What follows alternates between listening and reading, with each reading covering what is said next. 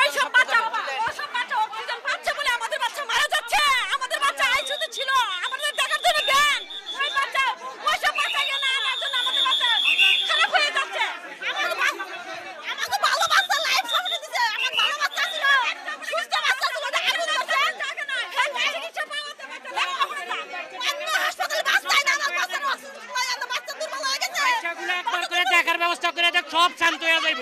এরা দেখাইতেছে না, এখানে ছিল, এখানে নতুন করে আরো রোগী আইসিইউতে ছিল, আইসিইউতে আগুন লেগেছে, ওইখানে পিএসসিও তারপর এইচডিও তে বাচ্চাগুলোকে এখানে নিয়ে আসে। এখন এখানে যে পিসিও তে আছে তার অবজেকশন হচ্ছে যে আমাদের বাচ্চা ঠিক মতো হচ্ছে না, কিন্তু এটা তো সময় দিতে হবে।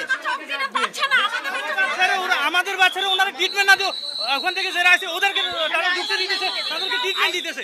আমাদের বাচ্চা এখানে ভর্তি ছিল, আমাদের বাচ্চা আগে আমাদের দেখাতে দিবে, তারপরে অন্য লোকের বাচ্চা ঢুকবে। আমরা এখানে রাত দিন দিয়ে থাকি, চোখে ঘুম নেই, আমাদের বাচ্চাকে দেখতে। 3-4 মানুষ আসছিল খালি, 4 জন। আমি 4টা বাচ্চা নিজের হাতে নিয়ে বেরিয়েছি, আমার বাচ্চারা আরো 3টা বাচ্চা আমি নিজে নিয়ে এই আইসি রুমে দিচ্ছি, অক্সিজেনে লাগাই দিচ্ছি।